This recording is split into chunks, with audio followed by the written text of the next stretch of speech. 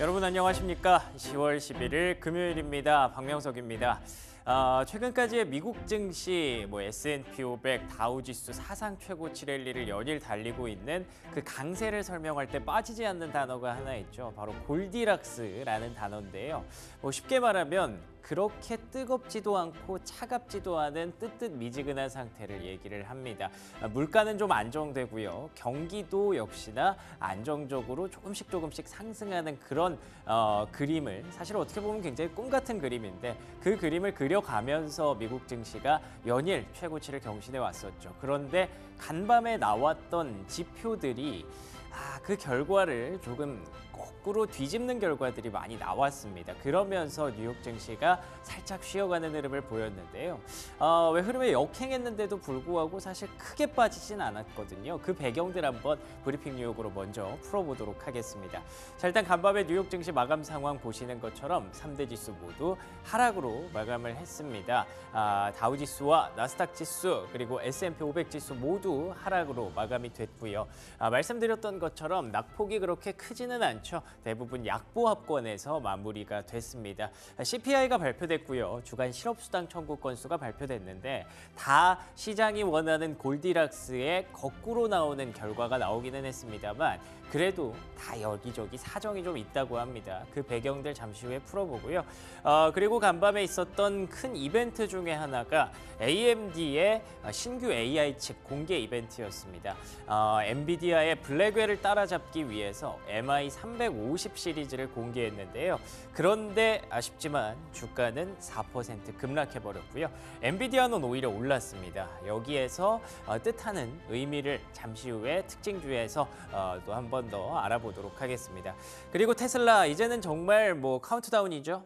당장 한 4시간 후면은 우리가 궁금해하는 그 로보택시를 확인할 수 있을 텐데 글쎄요. 정말 우리가 예상하는 그 매일 영화에서 보고 옛날에 상상했던 그 그림의 어떤 FSD, 풀 자율주행 자동차가 정말 시연이 나올까요? 글쎄요. 그에 대한 기대치는 아직까지 그렇게 높지는 않은 것 같습니다. 아쉽지만 테슬라 현재 1%대 하락으로 집계가 되고 있고요. 내일장이 또 열려봐야, 밤에 장이 열려봐야 그 로보택시의 결과와 시장의 어떤 반응 이런 것들을 좀 더 확인해 볼 수 있을 것 같네요. 자, 그러면 첫 번째 체크 포인트 먼저 확인해 볼 내용은요. 역시나 CPI입니다. 최근에 사실 물가에 대한 어떤 시장의 민감도, 중요도 이런 것들이 많이 떨어지기는 했죠. 보시는 것처럼 물가는 계속 하락하고 있기 때문인데요. 그런데 조금 아쉬운 결과가 관측이 됐습니다. 그러니까 파란색 실선, 올 아이템스, 그냥 일반 CPI는 2.4% 상승으로 계속 하락하는 추세를 만들었어요. 그런데 이게 예상치가 2.3이었기 때문에 예상치를 소폭 상회한 결과가 나왔고요. 그래도 떨어지고 있는데 크게 걱정할 건 아니지 않느냐. 저도 동의합니다. 그럴 때 이 부분이 좀 아쉬웠던 거죠. 근원 CPI, 그러니까 식료품 가격과 에너지 가격을 제외한 근원 CPI가 3.3%, 여기 점선 보시다시피 살짝 좀 올라가는 그림이 있었잖아요. 이 부분이 시장에 좀 부담이 됐다라고 말할 수가 있을 것 같습니다. 냉정하게 놓고 보면 지금은 시장에서 가장 궁금해하고 민감하게 보는 게 경기잖아요. 그래서 물가가 이렇게 소폭 올라가는 게 시장에 절대 나쁜 건 아닙니다. 그런데 앞서 말씀드린 것처럼 시장을 관통하는 단어, 골디락스라는 단어가 물가는 안정되는 선에서 경기가 반등해줘야 되는 거기 때문에 이게 그렇게 또 좋다고 볼 수는 없었던 그런 부분이었죠. 그래서 시장이 조금은 악재성으로 반영을 했던 것 같고요. 다음 장 넘겨주시면요. CPI의 결과 10년물 국채금리가 또 올랐습니다. 이게 어제도 말씀드렸고 최근에 계속 강조드리고 있는 내용인데 이 떨어지는 것도 좋지 않고 올라가는 것도 그렇게 나쁘다고 할 수 있는 건 아니지만 4% 넘어간 구간부터는 계속 신경이 좀 쓰이는 그런 금리잖아요. 금리가 올라간다는 건 기본적으로 사전적 정의에 의해서 시장의 어떤 조달 금리가 올라간다는 거고 성장주에게 그 주가의 어떤 밸류에이션을 제한할 수밖에 없는 폭이기 때문에 이게 지금부터는 조금씩 마냥 좋게 느껴지지는 않습니다. 어쨌든 경기 연착륙이라는 과제를 달성하는 과정에서 금리가 올라가면 괜찮겠지만 그게 아닐 수 있다는 점에서 오늘은 큰 악재로 작용을 했던 것 같네요. 자, 그래서 두 번째 체크 포인트 넘겨가 보려고 하는데요. 이게 사실은 또 문제였습니다. 결국에는 경기가 안정되고 완만하게 반등하는 선에서의 금리 상승이 나왔어야 되는데 보시는 것처럼 우뚝 솟아있죠. 주간 실업수당 청구 건수 25만 8천 건이 나왔고요. 1년 2개월 만에 최대치를 기록했습니다. 최근에 주간 실업수당 청구 건수가 계속 뚝뚝 떨어지고 안정되면서 21만, 22만 건 사이에서 움직이면서 고용도 서프라이즈가 나왔고 경기 생각보다 괜찮네. 그러면은 뭐 금리 인하 급격하게 안 해도 되겠네. 이런 논리가 진행이 됐었잖아요. 그런데 보시는 것처럼 25만 건대로 갑자기 치솟았다는 건 앞서 보셨던 물가는 오르고 바닥권에서 소폭이지만 좀 오르고 그리고 경기도 실업수당을 청구한 사람들이 갑자기 늘어난 거니까 경기도 뭔가 어딘가에 구멍이 났나? 그러면 골디락스가 물가 떨어지고 경기가 좋아져야 되는데 반대로 물가는 오르고 경기가 안 좋아지는 그런 상황으로 지금 오늘의 지표가 그렇게 나온 겁니다. 그래서 시장이 좀 하방 압력을 받을 수밖에 없었다는 부분이고요. 그런데 이걸 다행이라고 표현해도 될지 모르겠지만 다음 장 넘겨주시면요. 주간 실업수당 청구 건수가 이렇게 급격하게 급증했던 배경, 플로리다를 강타하고 있는 10년 만, 100년 만의 초강력 허리케인이네요. 이 밀턴이라는, 사실 우리나라는 허리케인을 구경할 수가 없기 때문에 크게 실감이 나지 않죠. 그런데 이 밀턴이라는 그 허리케인이 왜 100년 만의 초강력 허리케인이라고 얘기를 하냐면 5등급이라고 합니다. 그 5등급의 강력한 강도는 뭐 상상할 수 없는 수준이라고 하고요. 이게 육지로 들어오면서 3등급으로 내려가기는 했습니다만 그래도 뭐 지금 메이저리그의 뭐 구장의 지붕이 날아가고 그 정도의 엄청난 폭발력이라고 하더라고요. 보시는 것처럼 안타깝게도 사망자도 현재 발생하고 있는 그런 상황입니다. 그래도 이게 어쨌든 주간 실업수당 청구 건수를 설명하다가 넘어왔는데 그 단기 실업수당 청구잖아요. 이 허리케인에 따른 단기적인 어떤 불확실성이 실업수당 청구 건수에 녹아들었다고 하더라고요. 그런데다가 최근에 보잉 파업 여파까지 있었다고 하니까 이게 허리케인이 뭐 하루 이틀 가고 끝나는 건 아니겠죠. 그래서 단기적으로 실업수당 청구 건수가 이번 주, 다음 주, 뭐 다다음 주까지는 영향이 좀 있을 수 있다고 하네요. 그래서 뭐 크게 우리가 고용이 이제부터 다시 무너지나라고 걱정할 수준은 아니라고 하니까 참고하시면 좋을 것 같고요. 다음 장 넘겨주시면요. 이 허리케인 여파가 유가에도 영향을 좀 주고 있다고 합니다. 그래서 최근에 유가가 좀 올라가고 변동성을 겪는 게 중동에 별 이슈도 없는데 이스라엘이랑 이란이 뭐 얘기만 하고 있지 뭐 지금 딱히 뭐 타격을 하고 있는 건 아닌 것 같은데 왜 이렇게 올라가지? 생각을 했었는데요. 그게 허리케인 여파가 좀 있었다고 해요. 그래서 일단 유가라든지 실업수당 청구 건수가 이렇게 올라가는 부분들을 크게 아직까지 의미를 부여할 때는 아니다라는 점을 말씀드리기 위해서 허리케인 뉴스를 좀 가져와 봤습니다. 자, 그러면 세 번째 체크 포인트로 넘어가 보도록 하죠. 자, 여기까지는 경제 지표였고요. 사실 이런 그림들이 나오고 나서 금리 인하까지 좀 가져가면 그래도 좀 다행이라고 생각을 하잖아요. 안 좋은 지표들이 나왔을 때 그래 금리 인하 있으니까 우리가 믿고 가지. 그런데 보스팅 연은 총재가 11월 달에 우리 스킵하는 것도 염두에 좀 둬야 돼라고 얘기를 합니다. 11월 금리 동결 가능성에 대해서 얘기를 하고 있는 거고요. 물론 아직까지는 25bp 인하를 얘기를 하고 있습니다만 10월에도 고용이 또 좋게 나오면 그러면 또 우리가 스킵할 수 있지 않을까라는 얘기를 좀 여지를 남겨놨다는 점에서 시장이 좀 변동성을 겪었던 것 같네요. 그래서 다음 장 넘겨주시면요. 연준의 금리 인하 전망치 이걸 또 요즘 계속 보게 되네요. 보시는 것처럼 아직까지 25bp가 우세한 구간이기는 합니다. 그래도 동결 가능성이 어느덧 15% 근처까지 올라온 상황이고요.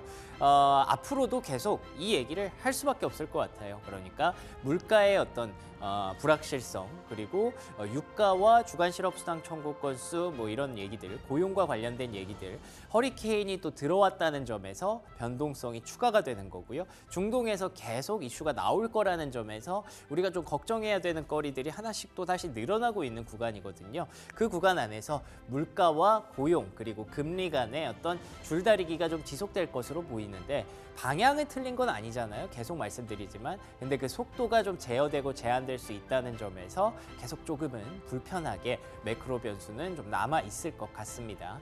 자, 그러면 특징주 봐야겠죠. 이렇게 지표 결과들이 좀 안 나왔는데도 불구하고 시장에 그래도 초록불을 켠 종목들은 우리가 계속 좀 챙겨봐야 된다는 그런 의견을 좀 드리고 싶습니다. 전체적으로 하방 압력을 좀 종목들도 다 같이 받았어요. 그런데 보시는 것처럼 에너지주 유가가 또 올랐기 때문에 반등을 했고요. 그리고 보험 쪽 괜찮았고요. 그리고 또 엔비디아가 상승했습니다. 또 마이크론이 올라갔는데 이 부분도 좀 참고해야 될 것 같고요. 또 어도비 크라우드 스트라이크 이렇게 IT 테크놀로지 쪽에서 AI를 안고 있는 그런 기업들이 동반 상승했다는 점이 저는 가장 고무적이라고 생각을 합니다. 그 배경 다음 장 넘겨주시면 AMD의 이번 신제품, 신작 발표회에서 찾아볼 수가 있습니다. 엔비디아 블랙에를 명확하게 좀 겨냥을 했어요. 내년 초에 양산이 될 블랙에를 대항해서 MI325 시리즈를 이렇게 리사소 CEO가 들고 나왔고요. 뭐 주가는 뭐 앞서 말씀드린 대로 하락을 했습니다만 그래도 좀 자신 있게 얘기했던 부분이 AI 수요 예상 이상이다. 그리고 투자 속도 증가세가 분명하다. 여기서 우리가 좀 걱정했던 부분들이 다 나오는 거죠. AI가 뭐 혹시 거품일 수 있다. 혹은 투자 속도, 이게 캐펙스라고 얘기를 하잖아요. 그러니까 빅테크 기업들이 AI 칩을 지금 살 뭐 여력이 안 될 수 있다. 충분히 많이 샀다. 뭐 이런 논란들이 있었는데 그런 게 아니라 지금 증가세 분명히 있기 때문에 우리 그 칩도 잘 팔리고 있어 라는 거를 좀 어필하고 싶었던 거겠죠. 그런데 아시는 것처럼 엔비디아에게 뒤질 수밖에 없는 이유가 있습니다. 엔비디아와 AMD의 어떤 칩의 어떤 결과가 그렇게 나쁜 거는 아니에요. 그런데 엔비디아가 갖고 있는 그 쿠다라는 소프트웨어가 이제 AI의 기본 그냥 베이스가 돼버렸어요. 그렇기 때문에 이거를 좀 뺏어가기가 거의 불가능에 가까운 그런 상황인 거죠. 그래서 AMD가 계속 그 소프트웨어 쪽을 개선시켜서 뭐 메타랑 우리는 잘 맞는다 이런 부분들을 강조해서 결국에는 이걸 전환을 쉽게 하려고 하는 그런 활용법을 쓰더라고요. 그런 전략을 쓰더라고요. 근데 그게 아직 시장에는 크게 어필이 안 됐던 것 같고요. 특히나 칩 가격도 공개되지 않았고 뭐 추가로 자기들에게 주문을 한 고객사가 어딘지 명확하게 밝히지 않았다는 점에서 여전히 좀 도전자적인 입장이라고 생각을 하는 것 같습니다. 그래서 다음 장 넘겨주시면 우리나라도 최근에 가장 뜨거운 이슈 중에 하나가 삼성전자와 SK하이닉스잖아요. 삼성전자는 뭐 58,000원대까지 내려가 버렸는데 SK하이닉스는 어제도 반등을 했습니다. 근데 우리나라만 그런 건 아니더라고요. 보시는 것처럼 AMD와 엔비디아의 격차가 계속 좀 벌어지고 있습니다. 그러니까 지키려는 자가 엔비디아겠고요. AMD가 빼앗으려는 자일 것 같은데 이 주가의 어떤 다이버전스 여기에서 확인할 수 있는 건 크게 세 가지라고 봅니다. 첫 번째, AI 여전히 강력한 수요를 갖고 있구나라는 게 엔비디아에서 느껴지고요. 두 번째, 그리고 엔비디아가 특히 엔비디아의 밸류 체인을 갖고 있는 기업들은 여전히 좀 봐야 되는구나라는 부분도 느껴집니다. 세 번째로 물론 AMD의 수요가 AI의 시장이 계속 확장이 된다면 AMD 혹은 대한민국의 삼성전자도 언젠가는 기회를 잡을 수 있겠지만 아직까지는 주도권을 갖고 있는 기업들이 여전히 유리하다라는 점을 말씀드리고 싶네요. 자, 그러면 두 번째 특징주 넘어가 볼까요? 두 번째 특징주는 태양광 관련 기업을 가져와 봤습니다. 제프리스에서 3분기 실적 시즌을 앞두고 퍼스트 솔라에 대해서 3분기 실적이 좀 부진할 것이다. 뭐 여러 가지 배경이 있었더라고요. 인도 쪽의 어떤 아픈 부진 뭐 이런 것도 있었고요. 지금 공급이 좀 꼬이면서 생산이 제대로 안 되고 있다라는 부분들을 지적하고 있는데 일단은 저는 좀 큰 틀에서 보는 걸 좋아해서 태양광주들이 다 같이 빠졌던 것에 의미를 좀 부여를 해봤고요. 그리고 다음 장 넘겨주시면 반대로 트럼프 미디어의 주가가 최근에 강하게 올라오고 있습니다. 트럼프 미디어 바닥권에서 굳이 따져보면 거의 100% 상승한 거거든요. 물론 여기서 사는 사람은 없었겠지만 그래도 2배가 난 거기 때문에 이 과정에서 저렇게 태양광주가 빠지고 있다는 거 이거 뭔가 트럼프와 해리스 간의 어떤 역학관계를 얘기해 주는 것이 아닌가. 지금 진짜 한 달 남은 상황에서 트럼프 쪽으로 물론 폴리마켓이라는 사이트가 베팅 사이트기는 합니다만 10% 격차가 나고 있더라고요. 트럼프가 좀 우세한 것으로 나오고 있더라고요. 그래서 트럼프 트레이드 일단 염두에 두시고 대선 변동성은 계속 팔로우업 해드리도록 하겠습니다. 자, 그리고 마지막 특징주 하나 보도록 하겠습니다. 계속 말씀드리는 게 3분기 실적 시즌인데요. 이 포문을 델타항공이 열었습니다. 근데 좀 아쉽게도 보시는 것처럼 주가 하락했고요. 4분기 가이던스를 하향 조정했습니다. 그런데 이거는 좀 델타항공 개별적인 이슈일 수 있을 것 같아요. 왜냐하면 대선을 앞두고 있기 때문에 대선을 앞두고 미국 사람들이 여행 수요가 좀 줄어들 것이다라는 전망이 나왔기 때문이죠. 그래서 다른 기업들이 다 3분기 실적이 안 좋을 것이다 이런 건 아니지만 그래도 좀 전반적으로 최근에 실적 시즌에 대한 기대치는 좀 낮아지고 있는 게 현실이다라는 점을 델타항공이 좀 보여줬다고 볼 수가 있겠네요. 다음 주부터 본격적인 실적 시즌 시작될 텐데 앞으로도 계속 팔로우업 하도록 하죠. 자, 여기까지 브리핑 뉴욕이었고요. 프리미엄 미국 주식으로 돌아오겠습니다.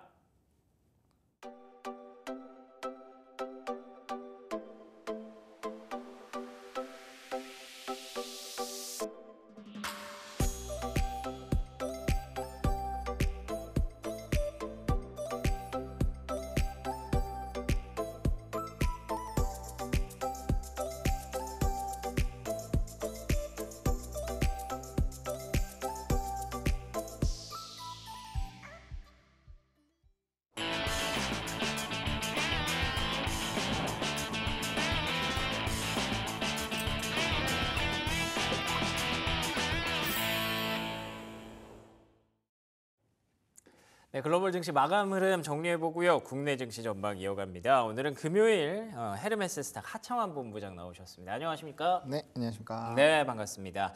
자, 간밤에 뉴욕 증시 일단 지수만 보면 좀 하락으로 마감을 했습니다. 근데 그 네. 낙폭이 크지는 않았다는 점에서 뭐 약보합 정도, 좀 조정 정도라고 볼 수가 있을 것 같고요. 그 안에서 어쨌든 종목들의 하방 압력은 전체적으로 좀 레드라이트가 좀 많았더라고요. 지표들이 발표가 됐는데 안 좋았다고 들었어요. 어떤 부분들이 좀 문제가 있었나요? 일단은 뭐 어제 발표된 두 가지가 모두 다 그냥 표면적으로 보면은 좀 문제가 있었나? 약간 이런 건데 좀 안에를 뜯어보면 그래도 뭐 괜찮을 수도 있겠는데 각자 나름의 사연이 좀 있긴 있더라고요. 네, 그래서 그렇게 좀 생각을 해보면 이게 그냥 수치상으로 보면은 안 좋은 거죠. 그렇죠. 왜냐하면 주간 실업 수당 청구 건수도 앞자리가 25. 급증을 한 거죠. 그렇죠. 왜냐면은 최근에 막 21만 대까지 그러니까요. 갔다가 22만 대 이렇게 올라가니까 그렇고 그다음에 이제 CPI도 이게 설마 오르겠어? 했는데 올랐잖아요. 그 MM도 코어가 좀 올랐더라고요. 네, 그래서 그런 것들을 좀 보게 되면 뭐지? 약간 먼저 이렇게 빠르게 고착화 생각을 안 한 건 아니지만 벌써부터 이런다고 약간 이런 느낌? 왜냐면 우리 이제 금리나 이제 막점했는데 그러니까요. 벌써부터 이제 고착화가 되기 시작하면은 이거 예상보다 좀 쉽지 않을 수도 있겠다 이런 생각들이 좀 들 수 있죠. 그러다 보니까 사실은 아시겠지만 딱 21시 30분 되자마자 네. 분위기 매우 안 좋았습니다. 맞습니다. 네, 대거 이렇게 하락을 하다가 이제 다들 보고서를 받겠죠. 저도 이제 그 시간부터 바로 보고서 열어보고 이제 해석해서 보고 했는데 뜯어 보니까 네. 이거는 뭐 그래도 해볼만 하겠는데라는 생각이 들더라고요. 그러다 보니까 이제 엔비디아 같은 경우도 양전을 하게 되고 뭐 반도체 지수도 조금은 뭐 나머지 종목군이 좀 많이 빠지다 보니까 네. 좀 힘들긴 했지만 그래도 이제 이제 섹터맵 보면은 나름의 초록초록이 좀 보이기 시작을 맞아요. 했다는 거죠. 그게 네. 아니면은 원래 새빨갰거든요. 그렇죠. 네, 그래서 그런 것들을 좀 보시면 될 것 같고 제가 봤을 때는 이런 것 같아요. 우리가 비농업 고용 보고서를 봤을 때 네. 사실 단기적으로 좀 상당히 좋았다라는 부분 그리고 최근에 이제 허리케인이 2번이나 있었는데 허리케인의 영향이 없었다라는 얘기가 있었거든요. 근데 이제 플로리다 이번에 보면은 아닌 것 같긴 해요. 장난 아니던데요. 네, 이번에는 영향이 있을 것 같긴 해요. 그래서 그거 관련된 부분 또 파업 관련된 이슈가 있었으니까 그런 것들이 좀 반영이 된 것이 아닌가라는 부분이 있는데 이 뜯어 보시면 그 실업 그 보험을 가입한 사람은 분명 늘었는데 그 퍼센테이지율은 1.1%로 동일했거든요. 그러니까 이게 연속적으로 바뀌는 건지는 좀 봐야 된다. 이게 단발성일 확률이 좀 높다. 이렇게 좀 인식이 된 것 같아요. 일회성 비용이 들어갔다고 보는 거죠. 예. 그러다 보니까 고용도 그러면 어찌 다음 주에 데이터가 또 나오니 그 부분 한번 봐봐야겠다라는 부분으로 간 거고 이 CPI 같은 경우는 이제 이거는 약간 저는 개인적으로 긍정 회로를 좀 일부 돌린 것이 아닌가라고 생각은 하는데 그래요? 어쨌든 간에 쉘터가 좀 둔화가 됐죠. 쉘터가 둔화됐다가 다시 올랐다가 다시 둔화가 된 상황인데 뭐 에너지는 확실히 지금 박살이 나 있는 상황이고 먹는 쪽 특히나 집에서 먹는 게 많이 올랐더라고. 그 얘기는 즉슨 이제 그 곡물 가격 이런 식품 가격이 많이 올랐다라는 얘기고 그건 또 이제 돌아 이제 기후 변화 쪽으로 가는 거거든요. 그래서 그렇게 생각을 해보면 아 물가는 뭐 생각보다는 곡물 지수나 이런 게 변동이 크게 없었기 때문에 비슷한 기조로 움직인다라고 한다면 상당히 좀 고착화가 될 수 있겠다. 그러면 이제 우리가 걱정해야 되는 거는 에너지보다는 먹는 거 약간 이런 쪽으로 좀 고민을 해봐야 되지 않을까라는 부분인데 아시겠지만 지난번까지는 이런 CPI에 대한 보고서를 보시면 뭐 60% 70%가 이제 70%죠. 쉘터가 문제다라고 했는데 네. 이번에 음식료랑 쉘터랑 합해가지고 75%라고 했거든요. 그러니까 우리가 봐야 되는 게 원래는 쉘터랑 에너지였는데 이제 에너지가 슝하고 가고 이제 그 에너지 음식료가 뚝 들어온 거죠. 근데 문제가 뭐냐? 전쟁 때문에 유가가 많이 올랐거든요. 그렇죠. 허리케인으로 또 올랐거든요. 지금 연쇄적으로 이게 슝슝해서 75불까지 때 올라왔기 때문에 분명 요번 것까지는 반영을 안 해도 다다음번까지는 또 에너지 가격이 안 떨어지면 에너지 가격이 또 슝 하고 올라갈 거란 말이에요. 그러네요. 네, 그렇게 보면은 이제 우리가 봐야 되는 게 세 개죠. 그러면 변동성이 또 심화될 수 있겠죠. 그럼 이제 지표 발표될 때마다 물음표.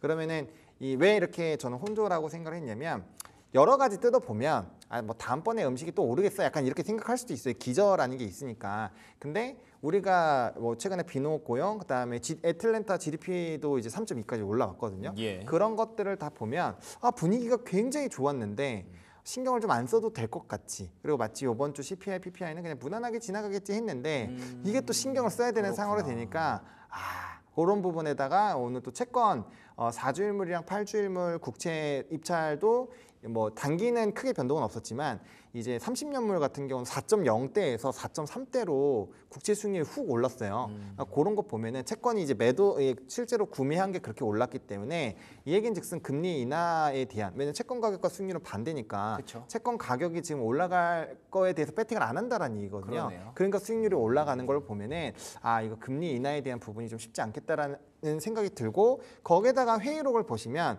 우리가 이제 보호만만 금리 인하를 한다라고 생각을 했는데 예, 딱 예. 25bp 한 명이었다고 생각을 했는데 뜯어보니 의견이 다양했다면서요? 네, 의견이 다양했다고 하고 그다음에 이제 동조화했었던 사람들이 꽤 있었다라는 것은 B컷이 없다라고 볼 수 있고 그러면 또 우리는 이제 인하를 하느냐 안 하느냐 이걸로 이렇게 막 싸울 거고 경기는 좋은데 실업률은 좀 변동성이 있고 우리 물가지표 괜찮다고 생각했는데 좀 왔다 갔다 하잖아요. 그럼 그러게요. 벌써 제가 얘기한 게 세 개잖아요. 네. 그럼 봐야 될 게 많아지는 거는 변동수가 많아진다는 거고 변동수가 많아진다는 것은 이제 사람들이 혼란스러워할 수 있다는 거죠. 이게 또 어려워요 해석이 자꾸 더 그 안에서 이제 변동세가 많아진다고 표현하셨는데 이게 또 올라가는 게 좋은 건지 내려가는 게 좋은 건지도 이제 좀 헷갈리는 그런 구간으로 들어오는 그럴 거예요. 수 있어요. 네. 네, 그래서 제가 봤을 때는 아마 요번에 그래도 만약에 고용적인 부분이 단기적으로 이제 이 4주치를 보면은 예. 나쁘지는 않아요. 네. 그리고 2주 평균도 보면은 뭐 185만 원 좀 줄었거든요. 그런 걸 봤을 때는 아직까지 문제의 단계는 아닌데 그쵸. 소비 단으로 해서 실적만 잘 나와주면 제가 봤을 때 나머지 지표들 좀 부술 수 있을 것 같은데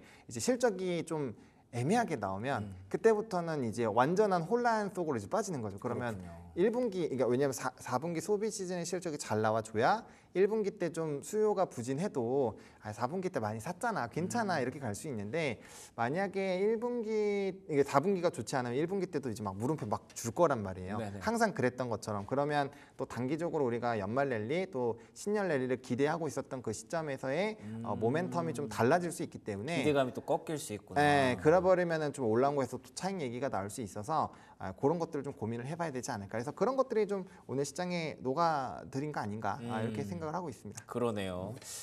크게 두 가지가 발표가 됐잖아요. CPI 물가지표와 주간 실업수당 청구 건수 이렇게 실업 경기 고용지표가 발표가 된 건데 물가도 소폭 올라가면서 신경이 쓰이게 만들었고요. 실업수당 청구 건수는 우리가 21만, 22만 정도를 계속 보다가 25만 대가 나오면서 이거는 좀 불안하게 만들었습니다. 근데 뭐 말씀하신 것처럼 허리케인 이슈도 좀 있다고 하고 파업 이슈도 있다고 해서 그나마 좀 다행이기는 한데 그래도 일단 변동수가 늘어난다는 거. 그러면 불확실성이 늘어나고 사람들이 이제 매수 매도를 결정할 때 고민이 좀 많아지죠. 그러면 그럴수록 이제 시장의 좀 거래도 조금 부진할 가능성 여러 가지로 골치 아프게 하는 그런 지표들이 나온 건 사실인 것 같습니다. 자, 그러면 뭐 매크로 변수 굉장히 좀 어려우니까 그 안에서 종목들 얘기를 하면 조금 네. 그래도 낫지 않을까 싶어요. 뭐 그래도 좀 올랐던 종목들이 몇 개 있었더라고요. 어떤 종목들 좀 보셨나요? 일단은 저는 뭐 엔비디아 조금 단연 주목을 했고요. 예. 일단은 뭐 좀 주가의 추이가 매우 좋지 않을 때도 블랙의 기대감으로 이제 반도체에 대한 좀 반전 시나리오를 계속 세워왔었는데 다행스럽게도 이게 좀 잘 맞아 들어가는 것 같고요. 제가 또 주목했던 거는 마이크론 테크놀로지의 그 이제 주가 추이입니다. 이 같이 올랐더라고요, 엔비디아랑. 네. 3.92%가 올라주면서 이 친구가 또 왜 오르지? 그러게요. 약간 이런 느낌을 좀 일부 줬는데 뭐 최근에 이제 9월 말까지의 애널리스트 목표 주가의 흐름을 보면은 그래도 상향이 그래도 꽤 있었거든요. 왜냐면 실적 발표 이후에 약간의 좀 그런 변화들이 있었던 부분이고 어쨌든 간에 이쪽 엔비디아랑 마이크론 테크놀로지 이런 종목군들이 좀 상당히 강했던 거는 저는 나름대로 의미가 있다고 봅니다. 그리고 브로드컴 같은 경우는 조금 약간 약보합권으로 좀 멈춰 있긴 했지만 그건 좀 아쉬웠고요. 그다음에 섹터 맵에 잘 나오는지 모르겠는데 네. 그 알리바바나 뭐 K웹이라든지 이런 좀 이 중국 관련된 종목군들도 좀 사실 지수 대비했을 땐 강했거든요. 이게 12일에 아무래도 중국발 정책이 발표가 되다 보니 그거에 따른 일부 좀 선제적인 기대감이 좀 녹아 들어간 것이 아닌가 이렇게 보고 있는 상황이고요. 그다음에 아까 앞에서 브리핑해 주신 것처럼 유가 관련된 종목군들도 오르긴 했는데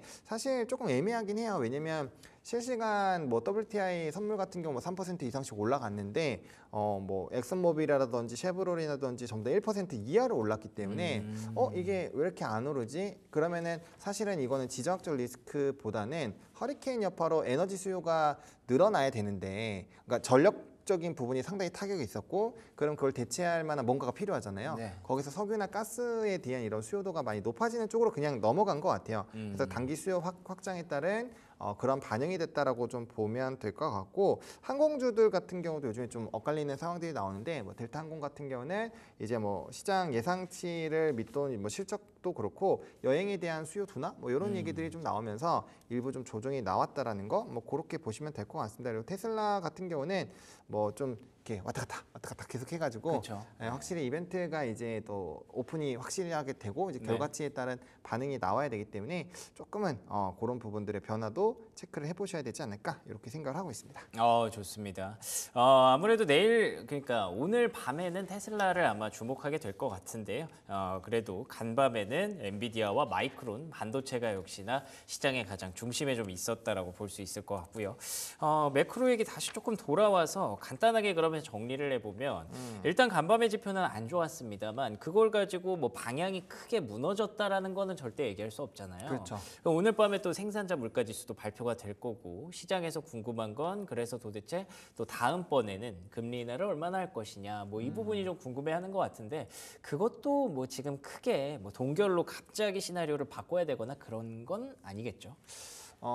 그렇죠. 근데 이제 조금 약간의 사람들이 이제 비컷 얘기는 좀 잘 안 할 수 있지 않을까? 이렇게 일단 생각을 하고. 비컷은 확실히. 네, 왜냐하면 이제 연준 회의록이 나온 다음부터의 뭐 이제 외신 기사들도 그렇고 거기 분석가들도 그럼 비컷은 없겠다. 일단 이렇게 잠정적으로 판단을 내렸는데 뭐 사실 데이터가 바뀌면 이건 언제든지 바뀔 수 있는 거니까 지금 시점에는 그런 확률이 좀 줄었다라고 보시면 될 것 같고 그럼 이제 나머지 내용들을 좀 살펴봐야 되겠죠. 계속적으로 뭐 고용이 탄탄하고 뭐 이렇게 된다라고 한다면 조금 이렇게 넘어갈 수도 있겠지만 이 패드워치 테이블 여기 나오는 거 보시면은 원래는 이제 파란색 쪽이 압도적으로 숫자가 높았거든요. 근데 그게 점점 이제 숫자가 줄어들고 있어서 그 얘기인즉슨 이제 변동이 나오고 있다라는 거거든요. 그래서 시장에서 이런 금리에 대한 생각 자체가 좀 바뀌고 있고 이게 또 아직은 시간이 좀 남아 있어서 아직까지는 저거 너무 신뢰하지 마시고 또 이제 데이터가 나왔을 때 좀 변동수를 보셔야 될 것 같고 근데 뭐 약간 좀 지켜보자라는 식으로도 갈 수 있을 것 같아요. 근데 이제 시장에서는 돈을 풀리는 거를 좀 생각을 하고 있는 상황이고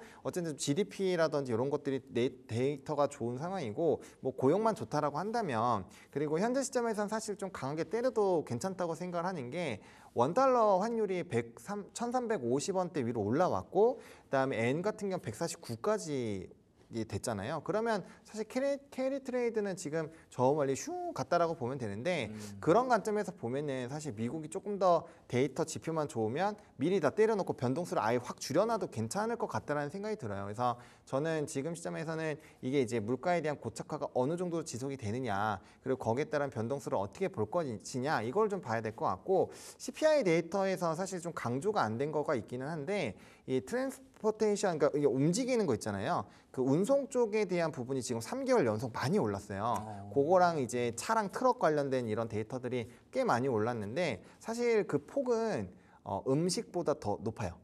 음식보다 높긴 한데 일단 뭐 비중이나 이런 것 때문에 이제 그쪽으로 좀 쏠리는 것 같긴 합니다만. 사업 이슈도 좀 있었겠죠 거기는. 네, 그래서 그런 부분들이 있어서 약간의 조금 뭐 덜 반영이 된 부분이 없잖아 있는 것 같긴 한데, 그러니까 우리가 이전에는 좀 쉘터랑 에너지만 보는 부분에서의 이 변화가 좀 꽤 있다라는 것은 체크해야 되는 게 많고. 우리가 이제 거기서 살고 있는 건 아니잖아요. 그렇죠. 그러니까 해석하기가 상당히 어렵죠. 점점 난해해지기 시작을 한다.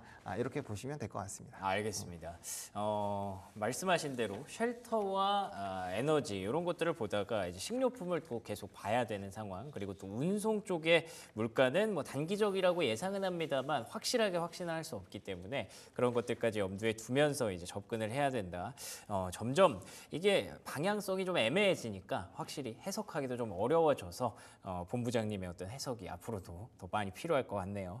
자, 그러면 이어서 국내 증시 좀 보려고 하는데, 사실 국내 증시라기보다 오늘 한국은행 금통위가 있더라고요. 네. 오늘 그래서 뭐 인하 가능성이 좀 얘기가 나오고 있던데, 대한민국도 금리를 인하하면 굉장히 오랜만에 하는 거잖아요. 그렇죠. 좀 뉴스가 좀 될 수 있겠죠.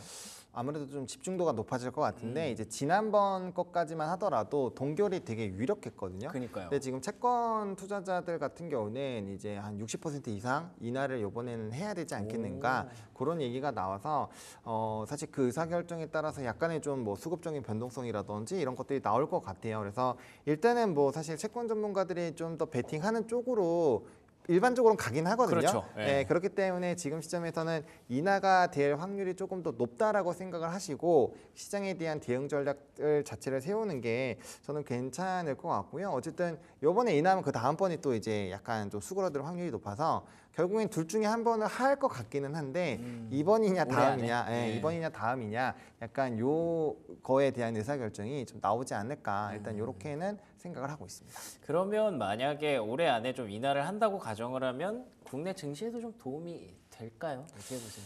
근데 이제 이게 막 부동산이라든지 이런 것들은 또 엮여 있다 보니까 이게 쉽게 내릴까? 약간 이런 생각들도 좀 들어요. 막 가계부채에 그러네요. 대한 부담감을 그걸 줄일 또 수 잡아야 되니까 집값도. 네, 근데 지금 부동산 자체가 지금 규제나 이런 것들 때문에 또 약간 이렇게 변동성이 나오고 있는 상황이잖아요. 그래서 그러게요. 우리나라에서 뭐 기준금리 부분은 그런 것들도 다 생각을 하는 부분들이 없잖아 있기 때문에 좀 그런 부분을 생각해 보면 약간의 변수 포인트는 있다, 이렇게 보시면 될 것 같습니다. 알겠습니다. 자, 그러면 이제 점점 어려운 구간으로 들어가는 증시라고 볼 수가 있을 것 같은데, 앞으로의 어떤 투자 포인트라든지 투자 전략을 좀 정리해 주시면 좋을 것 같아요. 일단 저는 외국인의 좀 턴이 나와야 될 거라고 생각을 하고 있어요. 그러니까 저는 삼성전자 쪽으로 수급이 많이 이탈이 되고 있는데 그건 워낙 많이 들어왔기 때문이라고 생각을 하고 있고요. 그다음에 이제 그 시장에서의 수급 이탈과 더불어서 이제 프로그램 비차익 순매도도 같이 나오고 있거든요. 그래서 그런 부분들을 본다면 우리나라를 좀 바스켓으로 계속 팔아 나가고 있는 거고, 그럼 그거는 그만큼 우리나라에 대한 증시 매력도가 좀 떨어졌다라고 보시면 됩니다. 그러네요. 왜냐하면 작년 11월부터 우리나라가 정말 많은 외국인이 들어왔었던 이유는 수출입 데이터의 이제 양전, 그리고 밸류업에 대한 기대감인데 지금 두 개가 다 박살이 나기 시작을 하고 있거든요. 그러네요. 기대감이 많이 없어지고 있어서 상대적으로 뭐 중국 계속적으로 부양책하면 그쪽으로 쏠린다거나, 아니면 인도라든지 뭐 베트남이라든지 심지어 아프리카 ETF도 지금 좋아요. 그런 것들을 잘 생각을 해보면 돈이 갈 데가 생각보다 많다. 아니면 뭐 미국으로 그냥 쏠려도 상관없는 상황이고 일본으로 가도 되고, 그래서 우리나라가 상대적으로 매력도가 좀 떨어져 있는 현 구간에서는 이슈나 모멘텀이 명확하게 있는 쪽으로 집중 매매를 하시는 거는 단기 수익성은 좋습니다. 다만 우리나라가 계속적으로 매력이 없을 것이냐, 그렇게 생각은 하지 않아요. 그 코스피 PBR 수준이라는 게 있기 때문에, 그래서 만약에 좀 나는 수익 관점이나 조금은 이제 중장기 포트를 꾸린다라고 한다면 절대적으로 PBR 수준이 좀 떨어져 있으면서 시장의 주목을 받고 있는 그런 종목군들이나 산업군들은 차곡차곡 천천히 좀 수량을 늘리는 관점으로 보는 것도 좋다. 그래서 본인의 관점이나 투자 성향에 따라서 이렇게 대응 전략은 나눠질 수 있으니 좀 좋은 걸로 선택하셔가지고 네, 좋은 의사결정 해보시면 좋을 것 같습니다. 그러면은 저평가되어 있는 기업들 중에 삼성전자도 좀 포함이 되나요? 네, 저는 개인적으로 삼성전자 계속 사야 된다라고 얘기를 하고 있고요. 그다음에 뭐 사실 경쟁력이나 이런 부분에서는 얘기가 논란이 많아요. 근데 역사적으로 삼성전자 뭐 요번에 깨질 수도 있죠. 예전에 그렇다고 해서 무조건 그런 건 아니지만 저는 그래도 삼성전자 이 정도 PBR 수준에서 매수해서 이때까지 주식시장 열리고 나서 한 번도 손해 봤다라는 지금까지는 그렇죠. 결과치를 못 봤기 때문에 그런 이제 원래 이제 역사는 되풀이가 되고 사람들의 차트는 결국엔 심리는 거의 동일한 상황에서 동일한 의사결정을 하니까 그 차트라는 걸 분석을 하는 거거든요. 그래서 그런 것들을 좀 종합적으로 본다라고 한다면 그리고 여전히 삼성전자가 우리나라 시가총액 상위에 포함되어 있고 시가총액 1위, 영업이익 1위라고 봤을 때는 뭐 저는 사야 되는 것이 아닌가 이렇게 알겠습니다. 생각하고 있습니다. 좋습니다. 더불어 자동차도 네. 예. 삼성전자의 자동차까지 언급해 네. 주셨네요. 자, 지금까지 헤르메스 스타 하창원 본부장과 얘기 나눠봤습니다. 오늘도 좋은 말씀 고맙습니다. 네, 감사합니다.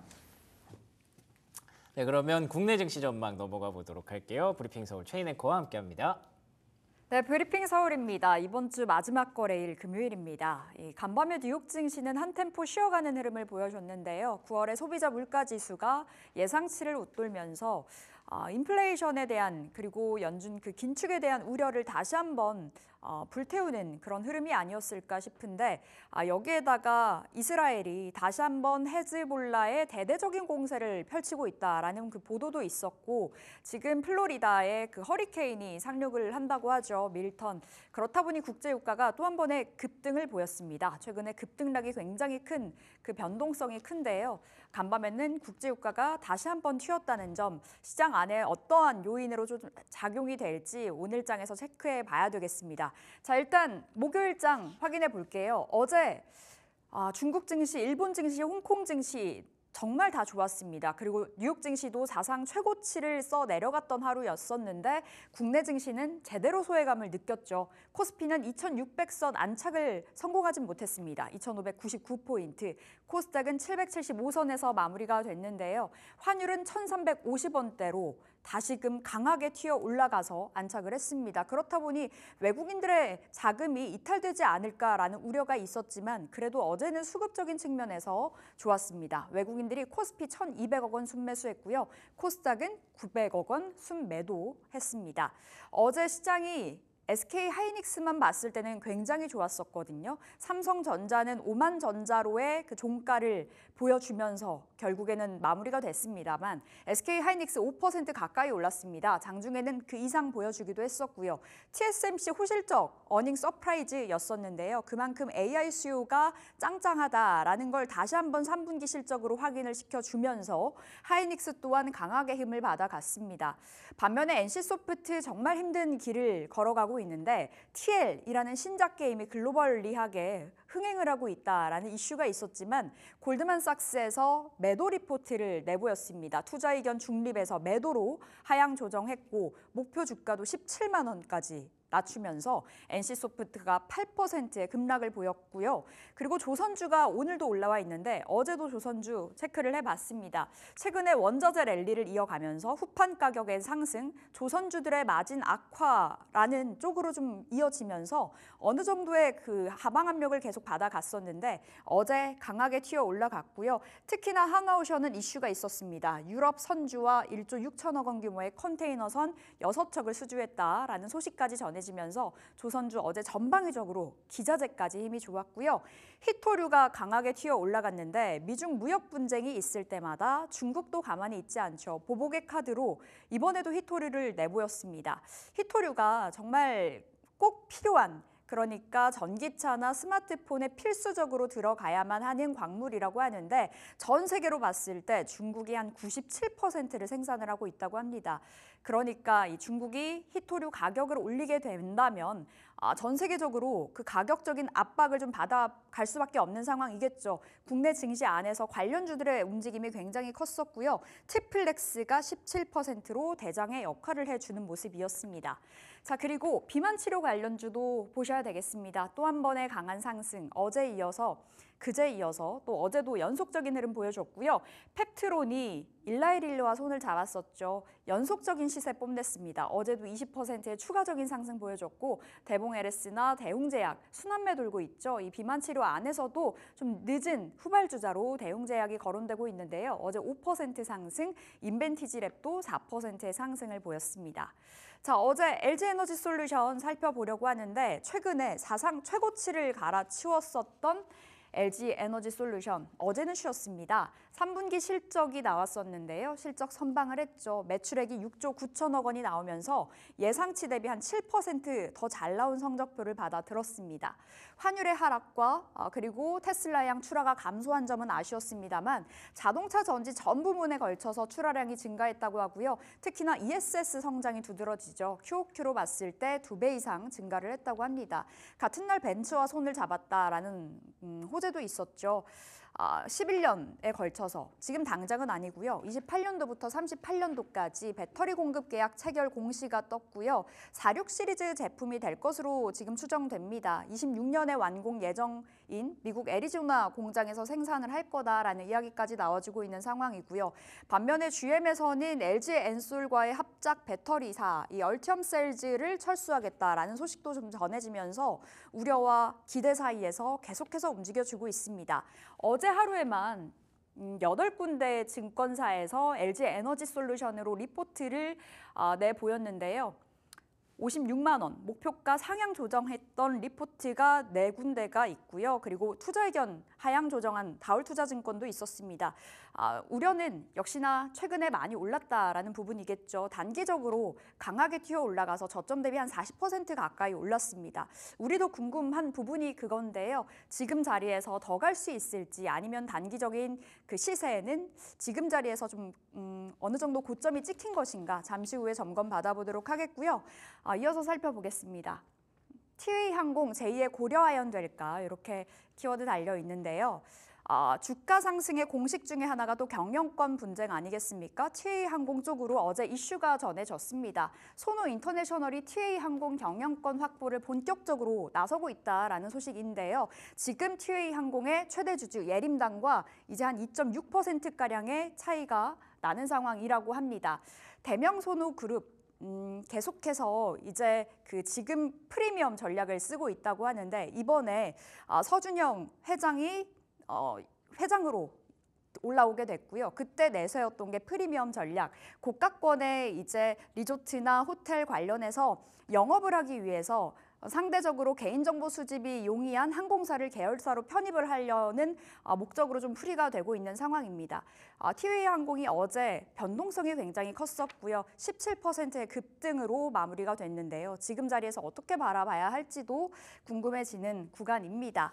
자, 오늘 궁금한 종목 IS 김태성 본부장과 이야기 나눠볼게요. 안녕하세요. 네, 안녕하세요. 네, 본부장님. 첫 번째로는 먼저 LG에너지솔루션 관련해서 2차 전지 이야기 나눠보도록 하겠습니다. 자, 주가 상승이 지속될지 아니면 지금 뭐 우려의 목소리도 있잖아요. 어찌됐든 펀더멘탈 2차 전지는 가장 큰 우려가 아닐까 싶은데 LG에너지솔루션 지금 자리 어떻게 평가하세요? 저는 굉장히 긍정적으로 보고 있습니다. 최근에 이제 추세가 좋았다가 어제 하루 조정이 나오다 보니까 많은 투자자분들이 걱정, 고민, 아무래도 이제 불안감을 좀 나타내는 것 같아요. 하지만 최근 그들이 올라왔었던 부분, 그러니까 상승률 대비해서 어제의 조정은요. 굉장히 이제 가벼운 조정이었다라고 평가하는 게 맞을 것 같고 결국 이제 두 가지 관점을 저는 여러분들이 꼭 보셔야 될 것 같습니다. 우리가 기다렸던 전방 수요가 지금 개선이 되고 있느냐? 전방 수요 개선이 되고 있습니다. 어떤 것을 보고 확인을 할 수 있느냐? 테슬라의 인도량. 인도량 같은 경우에는 최근에 컨센에 조금 하이하는 모습을 보이긴 했지만 중국에서의 인도량이 회복하는 모습을 우리가 확인을 했기 때문에 전방 수요에서는 그래도 생각한 것보다는 속도를 조금은 더 내고 있다. 이게 이제 포인트다라고 좀 볼 수 있을 것 같고요. 네. 가장 중요한 것은 지금 이제 가격적인 메리트가 워낙 많이 생기는 LG에너지솔루션과 LG화학이다라고 좀 말씀드릴 수 있을 것 같아요. 지금 이제 제약바이오를 현재 구간에서 매수를 해서 1년 뒤에 볼 것이냐 아니면 2차 전지를 지금 매수해서 1년 뒤에 볼 것이냐 그러면 부담스럽지 않게 조금은 편안하게 가져갈 수 있는 쪽은 오히려 2차 전지가 아닌가라는 네. 생각이 들어서 자금이 들어오고 나서 빠르게 이탈하지 않는다라는 관점에서 보면 2차 전지가 저는 어떻게 봤었을 때는 가장 유리하지 않을까 이렇게 설명 한번 드려보도록 하겠습니다. LG 에너지 솔루션 말씀 주시면서 LG 화학까지 언급해 주셨던 네. 그 이유가 있을까요? 일단 뭐 LG 화학 같은 경우에는 LG 에너지 솔루션의 이제 지분을 가지고 있는 지분이 지금 우호적으로 바뀌고 있는 상황이기 때문에 오히려 LG 화학이 조금은 더 더딘 모습을 좀 보이고 있거든요. 근데 LG 에너지 솔루션이 올라가는 만큼 LG 화학의 주가도 올라갈 가능성이 높다라는 관점에서 보면 두 기업 모두 지금 올라갈 수 있는 폭 자체가 굉장히 높다라고 좀 볼 수 있을 것 같아요. 그리고 가장 중요한 건 또 뭐냐면 앞서 이제 우리가 브리핑을 통해서 벤츠와의 합작 이야기를 좀 했지 않습니까? 네. 사실 이제 이게 가장 중요한 포인트가 될 수 있는 게 벤츠가 처음부터 LG 에너지 솔루션과 손을 잡으려 했던 것은 아닙니다. 중국 업체에 이제 손을 잡으려 했다가 갑자기 우회를 해서 우리나라 LG 엔솔과 지금 손을 잡기로 한 건데 그러면 우리나라 기업들이 여전히 기술력은 확실하게 있다라는 것을 반증하는 그러한 뉴스였기 때문에 저는 2차 전지에 대한 긍정적인 시각은 조금은 더 봐도 괜찮지 않겠는가? 네. 하지만 여기서 이제 긍정적인 시각이라는 것은 시청자분들이 오해를 안 하셨으면 좋겠어요. 그러면 한참 잘 나갔을 때만큼 네. 올라갈 수 있느냐? 그것은 조금 어려울 것 같습니다. 단기적으로는요. 하지만 이제 지금의 기술적 반등 그 이상의 어떤 이제 퍼포먼스는 조금 더 나올 수 있지 않나라는 의견 드려보도록 하겠습니다. 그러니까 LG 에너지 솔루션 지금 자리 좀 단기적으로 많이 올랐습니다만 여전히 괜찮다라는 네, 맞습니다. 관점이신 거고요. 안 그래도 최근에 기관이 밸류업주를 좀 팔고 2차 전지를 대거 쓸어 담는다. 뭐 그렇죠. 이런 기사가 많이 나오더라고요. 확실히 이제 금융주 덜어내고 2차 전지를 담고 있는 모습인데 더 간다라는 관점으로 모아봐도 되는 거겠죠. 일단 그동안 2차 전지에 가장 또 부족했던 것 중에 하나가 대표적으로는 실적이 부족했죠. 그리고 이제 두 번째 실적이 당연히 좋지 않으니까 누가 이쪽을 사겠습니까? 네. 그러다 보니까 이제 수급의 공백이 굉장히 길어졌었던 상황인데 최근 2차 전지주들 전체적으로 보면 수급이 굉장히 탄탄하게 들어오고 있어요. 언제 또 빠르게 나갈지는 모르겠습니다만 그래도 메이저 주체들이 지금 전체적으로 시장의 수급이 모자른 상태에서도 2차 전지 쪽으로는 수급을 보내주고 있다는 시그널은 저는 굉장히 긍정적으로 좀 봐야 되지 않을까라는 생각이 들어서요. 2차 전지주들의 추가적인 상승은 좀 가능하다. 네. 대신에 이제 종목을 좀 잘 압축을 하셔야 될 것 같고요. 배터리셀 3사에서는 역시나 LG 에너지 솔루션 그리고 이제 양극재, 음극재 2단에서는 결국 에코프로 BM이 좀 움직여줘야 될 것 같고 그리고 장비 단에서는 수주 잔고가 가장 많다라고 할 수 있는 PNT를 여러분들이 우선순위에 두고 보셔야 되지 않을까라는 의견 드리겠습니다. 2차 전지 우호적으로 말씀 주셨고 종목별로 좀 압축해서 봐야 되는 구간이라고 정리해 주셨는데 현대차는 어떻게 봐야 돼요? 현대차 원체 모멘텀 많다 그러고 지금 인도법인 관련해서 네. 기사도 많이 뜨는데 주가는 왜 이렇게 안 가는 건지. 일단 주가가 생각보다 좀 재미없죠. 근데 네. 이제 이유를 찾아본다면 저는 두 가지가 아닐까 싶습니다. 일단 현대차, 기아는 우리가 생각한 것보다 정말 잘하고 있어요. 하지만 이제 글로벌 완성차 기업들이 사실 최근에 보면 예전보다는 시장의 파이가 좀 많이 줄어들었습니다. 그러다 보니까 판매량에 대한 어떤 부담이 좀 나타나고 있는 상황. 가장 이제 대표적인 브랜드가 폭스바겐이 아닌가라는 생각이 들어요. 네. 폭스바겐 같은 경우에는 시장 점유율이 굉장히 높았었던 잘 나갔던 때가 있었는데 최근에 보면 공장들도 지금 다 라인이 멈춰 있는 상황인 만큼 계속해서 좋지 못한 모습을 좀 보이고 있다 보니 글로벌 완성차들의 예상도가 지금 흐림이거든요. 그러다 보니 이제 현대차, 기아가 나홀로 독주를 좀 할 수 없는 그러한 구간이다 보니 가격적으로 좀 침체되어 있지 않나라는 생각이 들고 있고 사실 이제 인도법인을 통해서 우리가 굉장히 많은 금액을 지금 조달받는 것으로 이제 인지가 되고 있긴 하겠습니다만 이미 이것들이 좀 주가에 많이 선반영이 되어 있다라는 점에서는 저는 추가적인 강력한 상승세를 좀 기대하기보다는 네. 결국 이제 실적을 보시면서 점진적으로 올라갈 수 있는 어떤 자동차 부품사에 저는 관심을 갖는 게 더 맞지 않겠는가. 왜냐하면 현대차, 기아 이번에도 여전히 하이브리드 차량 정말 많이 팔았거든요. 그렇기 때문에 저는 부품사를 보시는 게 맞지 않나라는 의견 드리겠습니다. 지난번에 화신 말씀 주셨던 그렇죠. 것 같은데 오늘도 그러면은 그 화신 바라보실까요? 일단 화신 같은 경우에는 이번 주에 한 두 번 정도 이제 시세가 나긴 했는데 모두 종가의 음봉 캔들로 좀 마무리가 되었더라고요. 그래서 네. 저는 오늘 다른 자동차 부품주를 가지고 왔습니다. 어떤 종목이에요? 일단 제가 오늘 보고 있는 종목은 HL 만도를 좀 가지고 나왔는데 HL 만도 같은 경우에는 두 가지의 테마와 엮을 수 있습니다. 일단 오늘 첫 번째 잠시 후 11시에 테슬라의 로보택시 이슈가 있습니다. 뭐 로보택시와 자율주행 같은 경우에는 굉장히 밀접한 지금 상관이 있는데 우리나라 자율주행 관련주들 중에 가장 안정적으로 실적을 낼 수 있는 기업이 누구냐라고 하면 뭐 많은 기업들이 거론이 되겠지만 저는 HL만도가 가장 현실적으로 네. 우리가 실적이라든지 기술력을 좀 기대해 봐도 괜찮은 기업이 아닐까라고 좀 평가를 드릴 수 있을 것 같고요. 이제 두 번째 같은 경우에는 HL만도 전체 매출 비중의 25%가 중국에서 발생을 합니다. 지금 중국이 재정 정책에 대해서 다소 이제 실망감을 보이긴 했지만 다시 한번 경기 부양에 대한 의지를 확고하게 보여주고 있는 상황 속에서 만약 중국 시장에서 이제 소비 촉진이 진행이 되게 되면 저는 충분히 HL만도 같은 경우에는 지금보다 더 나은 실적을 보여줄 수 있을 가능성이 더 높다라고 좀 평가드릴 수 있을 것 같아서요. 현재 구간에서 최근에 저점이라고 할 수 있는 3만 원이라는 가격대만 이탈하지 않는다면 네. 저는 충분히 추가 상승해서 목표가 5만 5천 원을 제시드려 보도록 하겠습니다. 목표가 후하게 주셨네요. 네. 어제 최근으로 봤을 때 1개월로 봤을 때 한 23%의 상승을 보여준 HL만도 오늘의 네. 탑픽으로 받아봤고요. 자, 두 번째로 넘어갑니다. 항공주, TA항공, 경영권 분쟁 이야기가 전해지면서 어제 급등. 제2의 고려아연이 탄생할 것인가? 어떻게 보세요?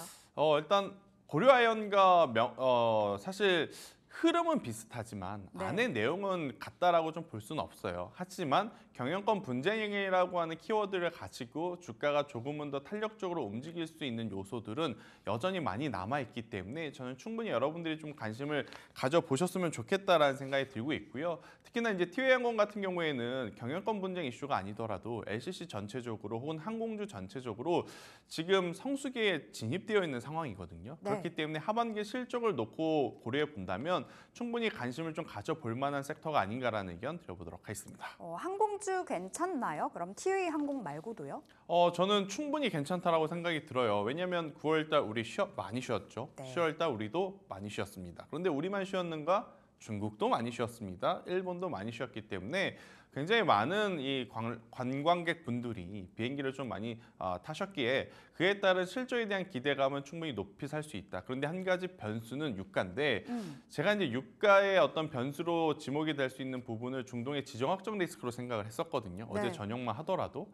근데 저희가 잠자고 나서 온 아침에 보니까 유가의 변수는 중동의 지정학 쪽보다 미국에서 지금 발생되고 있는 지금 토네이도가 더 심한 상황인 것 같아요. 그러니까 토네이도가 지금 엄청나게 크게 강타를 하다 보니까 그쪽에서 대피령을 또 받으신 분들 같은 경우에는 지금 여기저기 지금 주유소에서 주유를 다 하고 가는 바람에 네. 지금 비축되어 있는 주유가 오일이 없을 정도로 지금 소비가 좀 크게 나온 상황이라 어제 이제 갑작스럽게 또 WTI 유가가 급등을 했거든요. 그렇기 때문에 유가의 어떤 변수는 조금은 고려해야 되겠습니다만 업황 기준으로 봤었을 때는 충분히 추가적인 상승을 기대해 볼 만하다라는 의견 드려보도록 하겠습니다.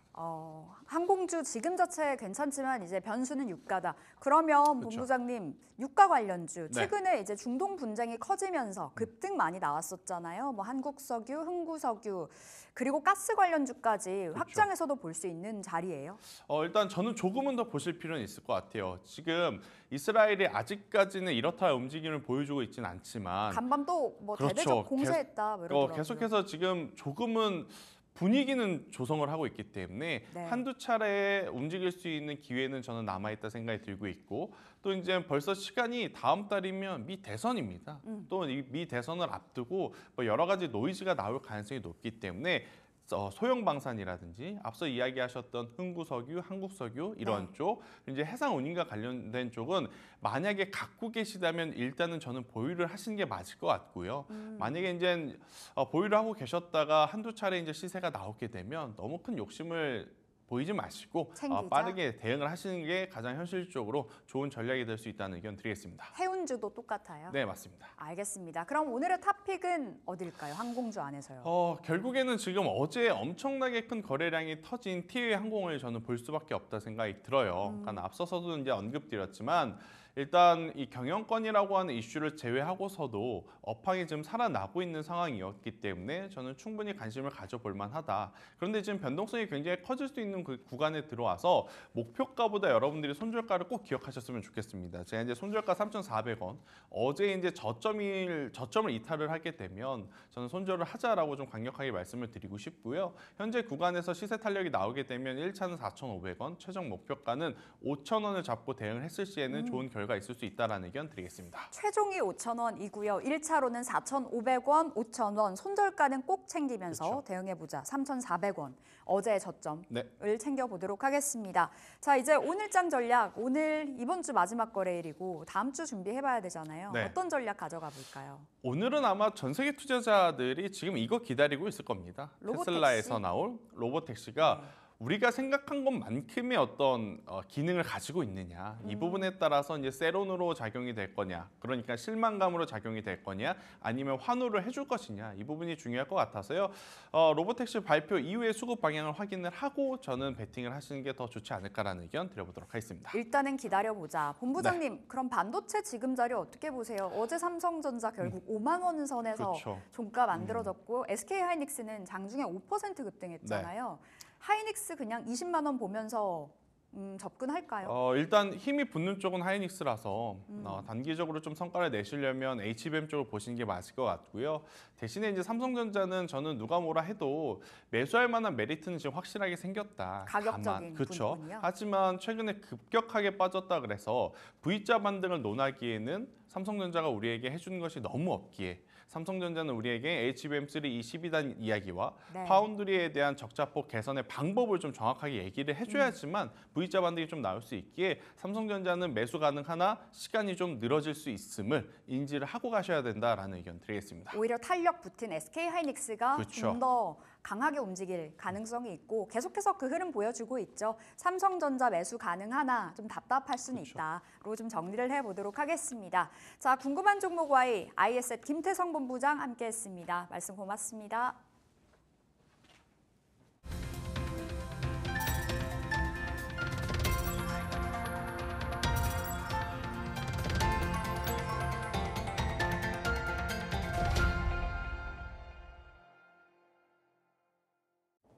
네, 오늘의 종목 3픽으로 이어갑니다. 오늘은 금요일이고요. 금요일에 함께하는 헤르메스 스타 김시은 팀장 전화 연결돼 있습니다. 팀장님 안녕하세요. 네, 안녕하세요. 네, 오늘은 어떤 종목 준비해 오셨을까요? 네, 오늘 준비한 종목은 LIG 넥스원입니다. LIG 넥스원 최근에 방산주가 시장에서 그래도 좀 중심을 든든하게 잡아주고 있는 섹터 중에 하나죠. LIG 넥스원을 그 안에서 또 픽해 주신 배경이 있을 것 같은데 어떤 이유일까요? 일단 좀 방산 3개 종목이 대장 역할을 했는데 그중에서 하나 에어로스페이스는 이미 진즉에 52주 신고가 달성을 했고 현대로템 같은 경우에도 강하게 움직이고 있는데 저는 그 순환매 관점에서 LIG 넥스원 아직까지 좀 덜 올랐다라고 판단을 하고 있어서 지금 이 종목에 대해서 좀 더 주목해볼 필요가 있지 않을까라고 보시면 좋을 것 같아요. 전일에 중동에 대한 지정학적 리스크가 일부 완화가 되면서 방산주들이 조정이 나왔지만 오히려 저는 조정이 나왔을 때 약간 눌림이 나왔을 때 방산주들을 공략을 해야 한다라는 입장을 가지고 있고요. 거기다가 더해서 지정학적 리스크가 해소가 되더라도 결국 산업적인 측면에서 주목할 수밖에 없는 게 방위비가 계속해서 확대가 되고 있습니다. 미국 같은 경우에도 이제 국방비를 1,000조 쓴다고 해서 천조국이라고 불리고 있어요. 그런데 미국 국방비 예산이 현재 사상 최고치를 경신하고 있고 내년 같은 경우에는 약 10% 정도 더 올릴 수 있다라는 이야기가 나오고 있는 상황입니다. 트럼프도 그렇고 해리스도 그렇고 방위비 쪽에 대한 예산을 계속해서 올리려고 하는 입장이다 보니까 관련했을 때 결국 미국이 국방비를 올린다라는 방향에서 생각해 보시면 좋을 것 같고요. 결국 미국이 올리게 되면 중국도 함께 따라 올릴 수밖에 없고 일본이라든지 굉장히 다양한 나라들 또한 함께 올릴 수밖에 없는 부분들이라고 보시면 좋을 것 같은데 가장 중요한 게 러시아와 폴란드가 내년 국방비를 많이 올렸습니다. 그 뜻은 지정학적 리스크 특히 러시아 우크라이나 전쟁에 대한 부분에서 올해는 끝나지 않을 가능성이 더 크다라고 보시면 좋을 것 같아요. 앞서서 중동 리스크가 일부 완화가 되더라도 러우 전쟁 쪽에 대한 리스크가 계속적으로 부각이 될 수밖에 없기 때문에 현재 K방산 같은 경우는 모멘텀이 계속해서 살아날 수밖에 없다라고 보시면 좋을 것 같습니다. 종합해서 보면 굉장히 다양한 나라들이 국방비를 올리고 굉장히 많은 수요가 나타날 수밖에 없는데 그렇게 되었을 때 부각받을 수밖에 없는 건 결국 누가 먼저 빨리 납품하느냐이거든요. 그런데 우리 방산 중 하나 장점 중 하나가 납품을 굉장히 빠르게 하는 데에 더해서 가성비 또한 굉장히 우수하다라는 점이기 때문에 저는 몇 년 동안은 계속해서 방산주들 더 좋지 않을까라고 보시면 좋을 것 같아요. 그래서 지금 LIG 넥슨이 가지고 있는 모멘텀이 크게 두 가지가 있습니다. 첫 번째 같은 경우가 천궁2 수출에 대한 부분에서 중동 3개국의 수출을 진행했기 때문에 중동에 대한 리스크가 나오게 된다면 당연히 LIG 넥슨 부각받을 수밖에 없고요. 그리고 두 번째에 대한 요소가 올해 미국의 비공 수출 기대감이 굉장히 커요. 거의 회사 입장에서는 확신하다시피 이야기를 하고 있는 부분들인데 물론 단일 계약금으로 보면 천국에 미치지는 못합니다. 다만 한국 유도무기 최초로 미국에 수출 가능성이 굉장히 높다 보니까 저는 미국 쪽에서 국방비 예산이 확정이 된다면 자연스럽게 LIG 넥슨에 대한 수혜 또한 함께 가능하다라고 판단을 하고 있어서 지금 방산주들을 꼽아보게 되었을 때 현재 높은 위치임에도 불구하고 지금 이 종목 같은 경우에는 우리가 조금 더 관심 있게 볼 필요가 있지 않을까라는 의견 드려보도록 할게요. 좋습니다. LIG 넥스원 방산주 안에서도 뽑아주신 배경이 좀 더 명확해졌네요. 확실히 방산, 천조국 얘기도 하셨습니다만 앞으로도 계속 주목해봐야 될 섹터임에는 틀림없는 것 같습니다. 자, 가격 전략 한번 들어볼까요? 일단 현재가에 접근해 보시면 좋을 것 같고요. 다만 이 종목 같은 경우가 눌림이 나왔을 때 조금 더 분할해서 매수를 해보시면 관점이 조금 더 낫지 않을까라는 의견 드려보도록 하겠고 목표가는 27만 원 라인대 그리고 손절가는 22만 원 라인대에 설정해 드리도록 하겠습니다. 좋습니다. 목표가 27만 원, 손절가 22만 원, 현재가가 24만 원 부분에서 형성되어 있으니까요. 목표가를 조금 더 높게 보는 그런 관점이었네요. 지금까지 김시은 팀장과 얘기 나눠봤습니다. 팀장님 고맙습니다. 네, 감사합니다. 앵커의 픽으로 이어가겠습니다. 저는 오늘 간밤에 뉴욕 증시의 흐름에 좀 주목을 했는데요. 증시가 전체적으로 약세 압력을 받았음에도 불구하고 약보합까지 좀 버틸 수 있었던 배경, 확실히 AI 섹터의 힘이 좀 컸다고 보고 있습니다. 그렇기 때문에 오늘 픽은 PSK 홀딩스로 한번 잡아봤습니다. PSK 홀딩스 다들 아시는 것처럼 반도체 장비 업체고요. 국내에 AI, SK하이닉스 밸류체인이라고 얘기를 하는 몇 개가 좀 있죠. HBM 밸류체인, 한미반도체, PSK 홀딩스, 이수페타시스 이렇게 세 가지를 꼽는데요. 그 안에서도 국내 유일하게 HBM 3사의 장비를 공급하는 업체입니다. 그러니까 SK하이닉스, 삼성전자, 마이크론 테크놀로지 세 개의 다 장비를 공급한 이력이 있는 업체고요. 간밤에 AMD가 신규 AI 칩을 공개하면서 AI 시장에 대한 수요를 또 어필을 해줬고 앞으로도 계속 경쟁을 이어나갈 것이라고 경쟁 확대에 대한 기대감을 더하기도 했습니다. 물론 AMD의 주가는 빠졌지만 그래도 엔비디아가 약세장 속에서 선전하는 모습이 있었고요. 마이크론 테크놀로지도 같이 올랐는데 글쎄요. 마이크론 메모리 가격에 어떤 반등이 있었다고 보기보다는 제 생각에는 엔비디아랑 AMD가 계속 경쟁을 하는 구도가 경쟁이라기보단 엔비디아가 따라가고 AMD가 쫓아가는 형국이겠지만 어쨌든 거기에 돈이 계속 들어가면 HBM도 계속 수요가 좀 남지 않을까라는 그런 기대감을 담아서 마이크론이 올라갔다고 보고 있습니다. 그래서 관련주인 SK하이닉스 혹은 PSK 홀딩스 같은 종목에 오늘 주목을 해보시면 좋을 것 같네요. 자, 그러면 이어서 AI의 픽으로 한번 넘어가 보겠습니다. 이렇게 뉴욕 증시의 흐름을 한번 물어보면서 오늘 종목을 한번 얘기해 보도록 할게요.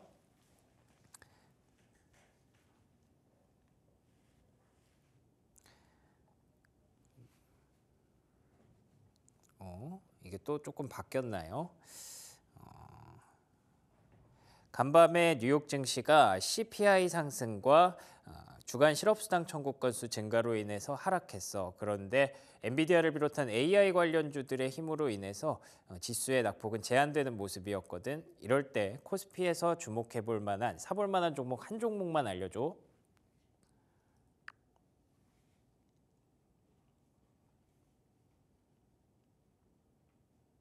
이런 상황에서 네이버를 주목해보면 좋을 것 같습니다. 네이버는 AI 기술을 적극적으로 활용하고 있으며 검색 및 쇼핑, 클라우드, 광고 등의 다양한 사업 분야에서 성장 가능성이 큽니다. AI 관련주들이 강세를 보일 때 네이버와 같은 기업도 긍정적인 영향을 받을 가능성이 있습니다.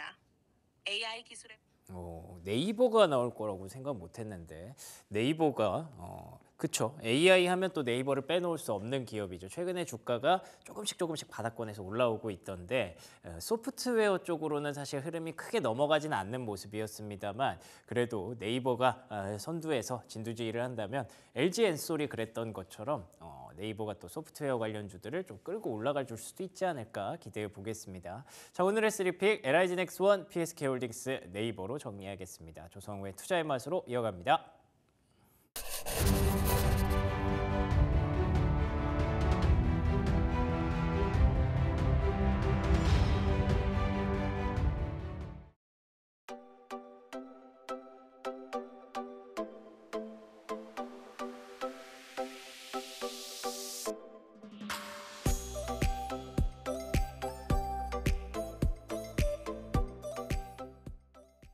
네, 조성우의 투자의 맛 함께하겠습니다. SK증권 영업부 PIB센터 조성우 부장 나오셨습니다. 어서 오세요. 안녕하세요. 네, 부장님 어제 시장 복귀 들어가 보겠습니다. 어제 우리 시장만 왜 이럴까 싶었던 하루. 네. 한국 증시만 유독 소외가 됐었던 것 같아요. 어제가 유난히 두드러졌었고 네. 하이닉스가 그렇게 좋았지만 결국 2,600선 안착에 성공을 하지 못했거든요. 어떻게 보셨나요? 네, 맞습니다. 뭐 요즘 글로벌 증시 대비해서 우리 시장이 유독 좀 푸대접받는 듯한 네. 그런 느낌을 좀 많이 갖고 있고 뭐 시청자 여러분들도 이러니까 뭐 이제 국장 버리고 뭐 미장 가자. 사실 뭐 최근에 계속 뭐 그런 이야기들이 있었지만 뭐 그냥 가십거리로 말씀드리자면 어제 우리나라에 낭보가 전해졌죠. 노벨 문학상이 맞아요. 나타났습니다. 한강 작가님. 우리나라는 항상 보게 되면 이렇게 난세 영웅이 등장해서 항상 이렇게 뭔가 분위기를 이끌어 주잖아요. 뭐 IMF 때 힘들었을 때도 우리가 박찬호 선수와 박세리 선수의 활약을 보면서 또 힘을 냈고 했던 것처럼 네. 그러니까 지금 우리가 유독 좀 저평가돼 있고 푸대접 받는다고 해서 자꾸 이제 우리가 스스로 우리 시장을 외면하고 자꾸 우리가 이제 못 믿는다면은 더 그게 악순환으로 반복될 수밖에 없는 거잖아요. 오히려 이럴 때일수록 근래 들어 가장 싼 우리나라의 주식 이걸 좀 기회로 삼는다면 그러면 저는 또 충분히 또 어떻게 보면 늦게 배운 도둑질에 우리 시장이 또 날새는 줄 모를 수 있으니까 그런 쪽에 우리가 한번 용기를 얻어보도록 하고요. 어제 시장 복귀하면 뭐 우리 최인 앵커님 말씀하신 것처럼 한글날 전후에 뉴욕 증시가 이틀 연속으로 땅땅 올라갔는데도 네. 어제 우리 시장 장 초반엔 그나마 좀 반영하는 듯 했습니다만 오후장 들어갔고 힘이 쭉 빠지잖아요. 아무래도 뭐 국채금리나 환율 영향으로밖에는 뭐 해석이 안 되는 뭐 다른 어떤 이유들 뭐 따져보면 많이 있겠습니다만 매크로적으로 봤을 땐 그렇고요. 일단 어제 보게 되면은 바이오가 좀 강세를 지속하고 있는 모습 나타나고 있고 반도체는 하이닉스는 좋은데 삼성전자는 주춤한 혼조세의 양상을 보이고 있고 2차 전지는 제가 어제도 말씀드렸고 최근에 이런 논리를 제가 좀 펼치고 있습니다만 바이오가 강하면 2차 전지는 상대적으로 눌릴 수밖에 없는 지금 수급의 대칭 구도를 제가 좀 말씀을 드리는데 좀 이런 이제 현상들은 좀 반영이 되는 것 같습니다. 다만 이제 어제 외국인이 장중에 코스피를 계속 좀 매도를 하다가 장 막판에 이제 매수로 좀 전환한 측면들이 있기 때문에 또 이런 부분, 그러니까 지금 환율이 좀 부담스러움에도 불구하고, 그러니까 외국인들이 우리 시장을 적어도 뭐 공격적으로 팔지는 않겠다는 좀 그런 어떤 액션들은 좀 보여주는 것 같아요. 그러니까 이런 부분들은 좀 수급상으로 그나마 좀 긍정적이라고 볼 수 있는 것이고, 다만 어제 이제 외국인 전기전자를 3천억 정도 팔았는데 이게 죄다 삼성전자라고 보시면 될 것 같습니다. SK 하이닉스 쪽은 오히려 좀 매수가 나타나는. 그러니까 좀 최근에 좀 반도체 쪽에 흐름을 보게 되면 아무래도 삼성전자가 이제 어닝 쇼크 플러스 이런저런 노이즈가 있다 보니까 외국인들 특히나 이제 패시브 수급도 원래대로라면은 들어올 때 삼성전자부터 사야 되는 계산이 맞는 건데 지금 네. 외국인들의 어떤 패시브 자금도 현재로서는 좀 삼성전자의 노이즈가 좀 해소되기 전까지는 좀 하이닉스 쪽에 조금 더 이제 매수세를 유입하는 게 아닌가 이렇게 해석할 수 있는 것이고요. 근데 어제는 이제 그동안은 코스닥이 그날 보게 되면 코스피 대비해서 강한 모습이었는데 어제는 조금 이제 상대적으로 어제는 코스닥 쪽이 조금 눌리는 뭐 그런 모습으로 좀 평가해 볼 수가 있을 것 같습니다. 그리고 이 환율을 봐야 되는데 어제 환율이 1355 영내에서는 이렇게 마감됐어요. 물론 역외에서는 1350원대로 조금은 뭐 조정을 받긴 했는데요. 지금 그동안 이제 봐왔던 이 박스권 상단을 좀 돌파한 상황에서 좀처럼 좀 내려오지 않는 상황이에요. 그리고 이제 오늘 우리나라의 금융통화위원회가 열리거든요. 네. 여기서 이제 금리 결정, 물론 동결적으로 좀 저는 기조를 보고 있는데 또 뭐 깜짝이나의 좀 기대감을 시장에서 갖고 있기도 합니다. 근데 이런 부분들이 만약에 인하를 한 이후에 환율이 조금 더 위로 올라간다고 하면 오히려 안 하니만 못한 시장의 반응일 수도 있다. 그러니까 이런 부분들. 그러니까 환율은 지금 현재 제가 여러 가지 뭐 매크로 지표 중에서 가장 제가 예의주시하고 있는 부분이에요. 그러니까 이 환율이 적어도 지금보다는 뭐 1,350원 밑으로 좀 쭉 내려오는 모습이 보이기 전까지는 사실 공격적 시장 대응은 조금 저는 좀 보수적이다 이렇게 좀 보고 있기 때문에 일단 환율 부담이 최근 시장이 글로벌 다른 증시 대비해서 약간 좀 가장 결정적인 원인이 아닌가 좀 이렇게 좀 생각을 하고 있습니다. 이제 환율 부담 때문에 외국인들의 컴백도 계속해서 좀 빠르게 오는 것 같지도 않았고요. 근데 다행히 어제는 외국인들이 막판에 매수를 해주면서 끝났다는 점 굉장히 긍정적이었는데 오늘 바이오부터 살펴보도록 하겠습니다. 확실히 10월 달 들어서 바이오의 반격, 2차 전지는 조금 주춤한 부분을 보여주고 있고요. 네. 그렇게 말씀을 9월에 해주셨는데 딱 그 흐름이 맞아 떨어지네요. 그러니까 이게 제가 뭐 별다른 재주가 있어서 이런 거를 막 시속 게임 막 이런 걸 하는 게 아니고, 그러니까 보통 이제 우리 사람 심리가 아무리 짜장면이 맛있어도 계속 먹으면 질리잖아요. 그렇죠. 그럼 짬뽕 생각 나는 거거든요. 근데 9월 달에는 그렇게 이제 2차 전지를 열심히 먹었으니까 이제 좀 물릴 때 됐다. 그러면 이제 좀 다른 메뉴 찾지 않을까 이제 이런 거였고, 물론 이제 그런 느낌에서 이제 제가 이제 여러 가지 좀 시장의 트렌드나 수급이나 이런 걸 좀 지켜봤을 때 실제 이제 그런 좀 시그널들이 이제 눈에 띄니까 아무래도 이제 10월은 좀 이제 일단은 바이오 쪽이 좀 반격을 조금 더 하겠구나 이제 이렇게 좀 생각을 한 건데요. 일단 화면을 보실게요. 역시 이제 그 중심에 비만 치료제가 계속적으로 좋은 모습을 보이고 있는데요.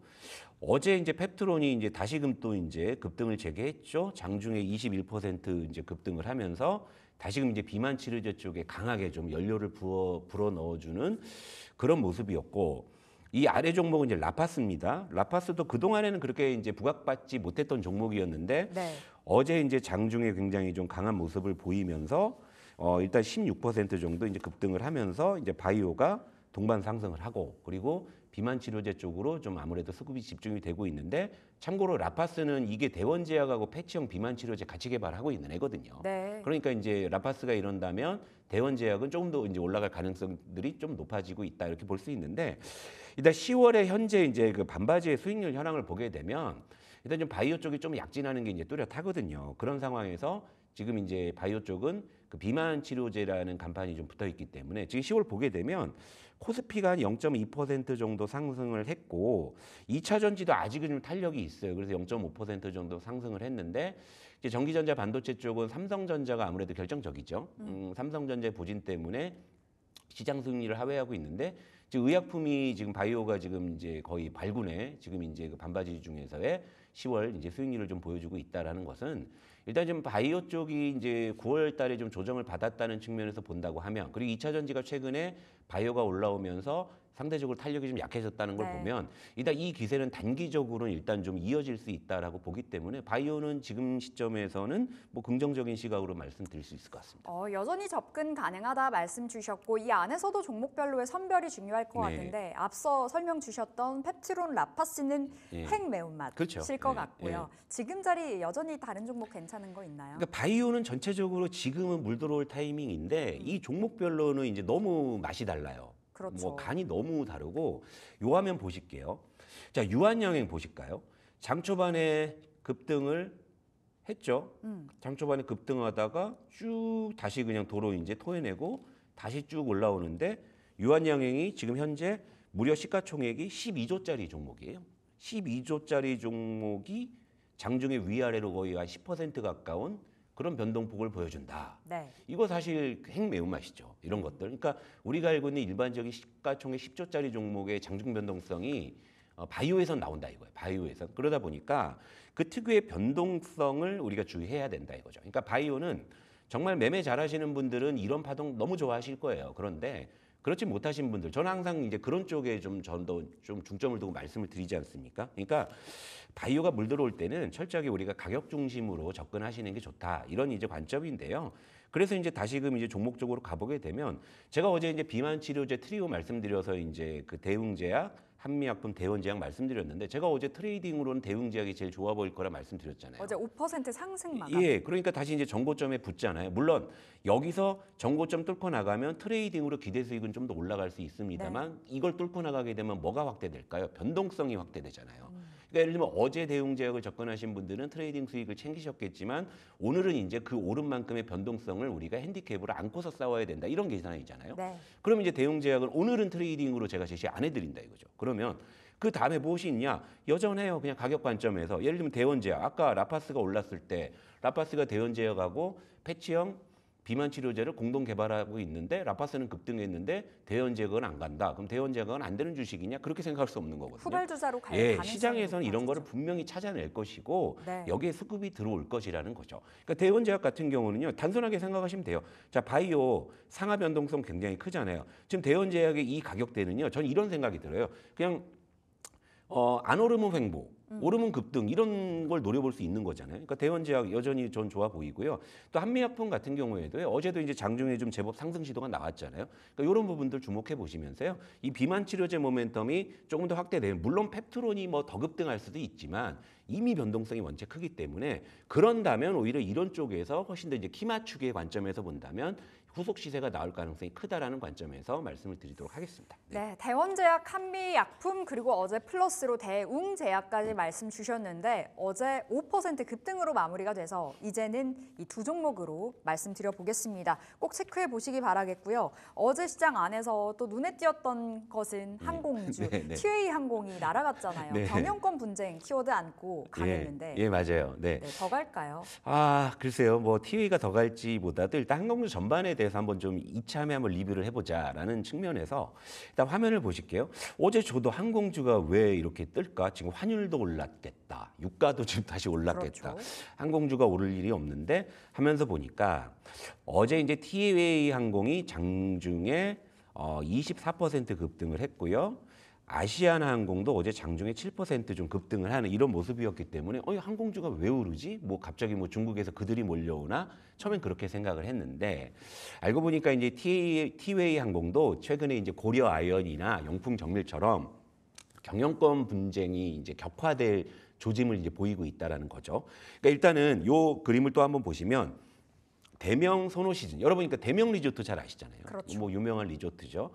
이 대명 선호 시즌 대명그룹에서 이제 티웨이 항공의 지분을 계속 지금 확대하고 있기 때문에 이제 결국에 이제 인수하려는 속셈이 아니냐라는 이제 이런 관측 때문에 이제 경영권 분쟁이 촉발이 되면서 대명 선호 시즌도 어제 굉장히 급등을 했거든요. 어제 종가가 상한가로 마감을 했네요.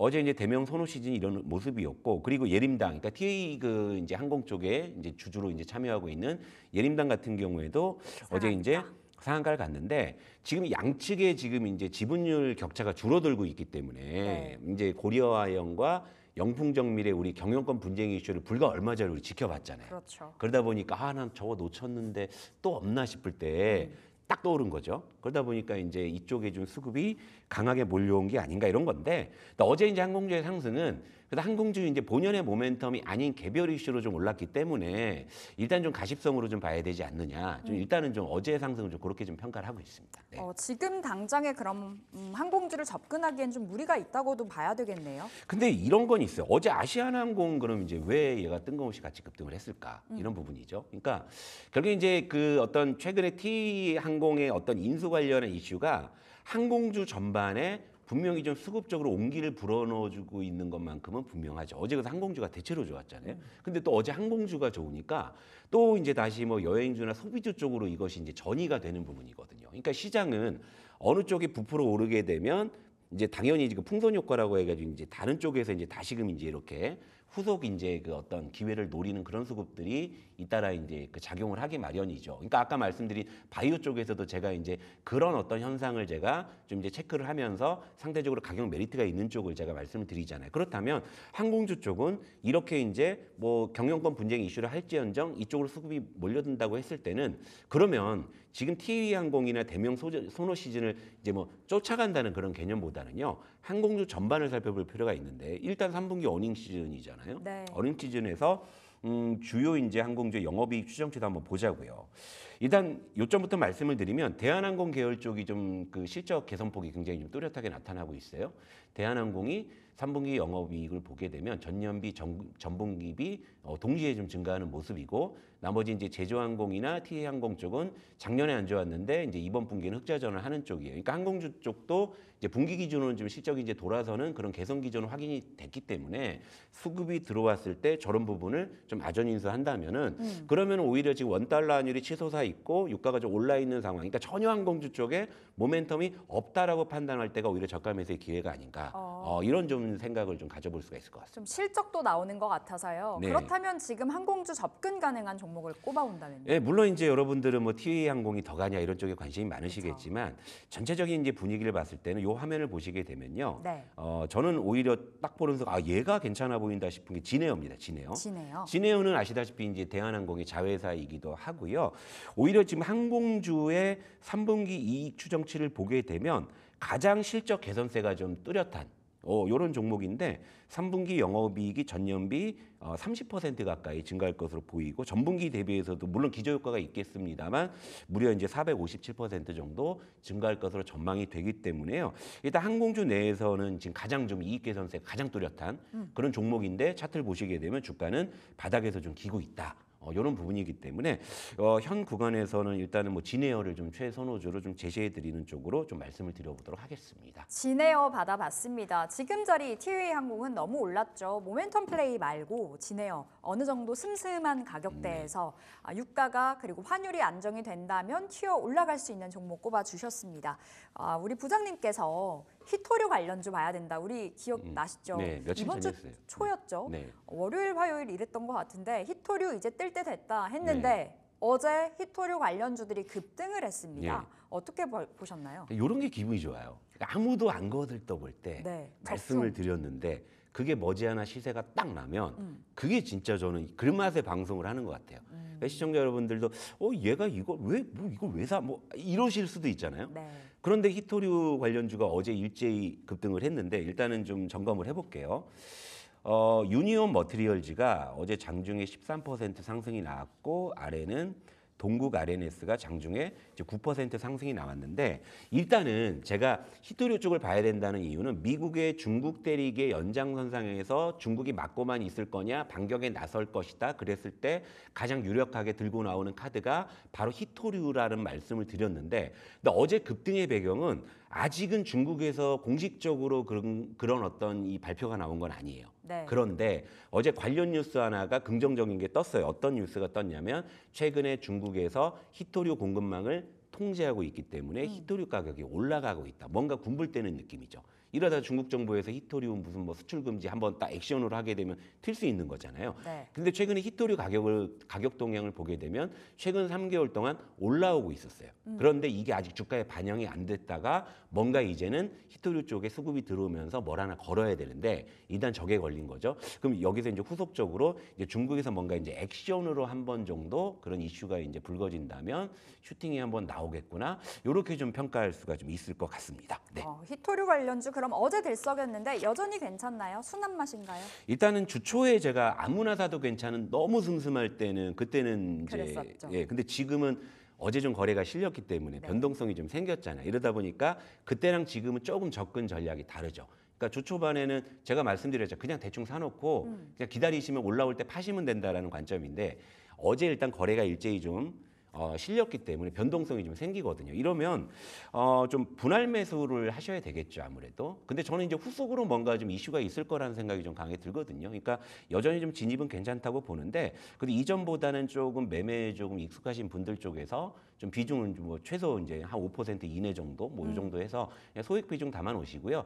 이제 후속으로 이제 시세가 좀 나왔을 때 그때 좀 챙기시면 뭐 좀 단풍놀이 할 만한 정도의 용돈 정도 나오지 않을까 그렇게 생각을 하고 있습니다. 네. 큰 비중 아니고요. 변동성이 클 수 있기 때문에 어느 정도 대응이 좀 빠르게 가능한 분들 가능하다. 히토류 관련주 접근 가능하다 이렇게 말씀 주셨고요.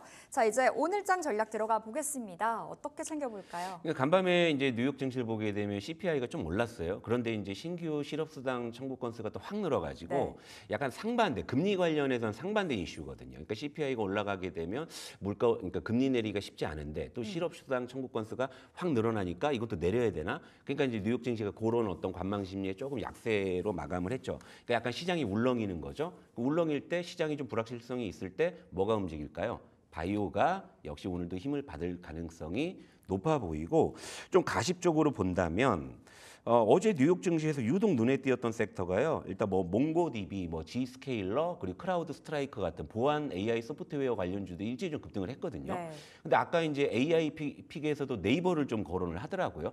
이런 쪽이 오늘 좀 의외로 좀 다크호스로 움직이지 않을까? 그래서 오늘은 바이오와 AI 소프트웨어 보안 쪽, 뭐 이런 쪽을 좀 보시면 좋지 않을까 이렇게 말씀드리도록 하겠습니다. 안 그래도 AI 소프트웨어 어제 흐름 보면서 네. 부장님 생각났거든요. 아, 그래요? 네, 잠시 좀 흐름 보다가 우리 다음 주쯤에 또 점검 들어가 보면 좋을 것 같고요. 오늘장 전략까지 이렇게 챙겨보면서 보내드리겠습니다. SK증권 조성우 부장 함께했습니다. 말씀 고맙습니다.